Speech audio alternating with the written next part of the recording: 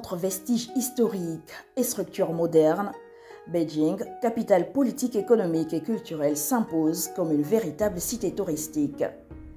Commençons par la tour des cloches et celle des tambours, gardienne du vieux Pékin. La cloche sonnait à l'aube et le tambour résonnait au crépuscule. Un détour s'impose également par le grand lac artificiel, entouré de bâtisses vieilles de 300 ans, offrant un décor qui séduit de nombreux visiteurs.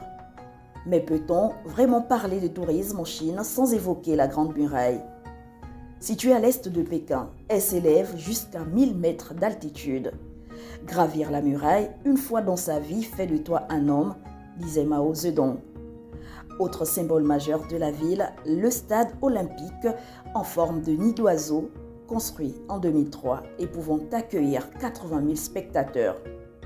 Après les Jeux olympiques, il a accueilli des Jeux d'hiver, ce qui vaut à Pékin le surnom de cité des Jeux d'été et d'hiver.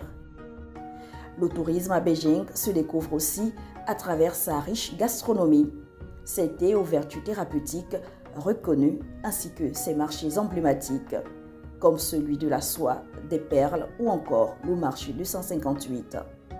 Après Pékin, cap sur Shenyang, dans le nord-est de la Chine. À seulement 1 heure de vol. Capitale industrielle, la ville possède elle aussi un immense potentiel touristique.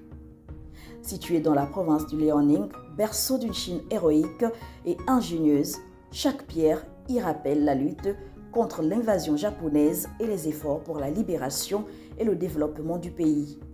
La province est également marquée par l'histoire des médias.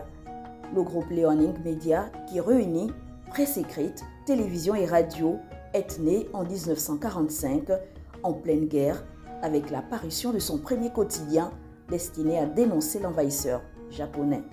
Le tourisme à Shenyang s'illustre aussi par des curiosités uniques, comme cette vaste rizière située au cœur d'un parc de 1750 km². Véritable attraction, elle impressionne par les dessins artistiques réalisés à partir des plans de riz, transportant les visiteurs dans un univers digne d'Alice au pays des merveilles. Autre site incontournable, la cité interdite de Shenyang, vieille de 400 ans. Construite en 1625, elle abrite notamment la maison de l'empereur, son bureau et la demeure de sa mère, dont les décors intérieurs plongent le visiteur dans une atmosphère hors du temps. Cet endroit séduit particulièrement les touristes. La liste des sites touristiques de Beijing et du Liaoning est loin d'être exhaustive. Rappelons que le tourisme est l'un des moteurs de la croissance économique en Chine, soutenu par les dépenses des visiteurs nationaux et étrangers, ainsi que par les politiques gouvernementales visant à stimuler la consommation intérieure. En 2019, les revenus du tourisme représentaient déjà plus de 20% du PIB chinois. Et d'ici 2025, l'essor combiné du tourisme domestique et international pourrait générer plus de 42 milliards de dollars. Le secteur touristique est donc un pilier essentiel et bien des pays gagneraient à s'inspirer de l'empire du milieu.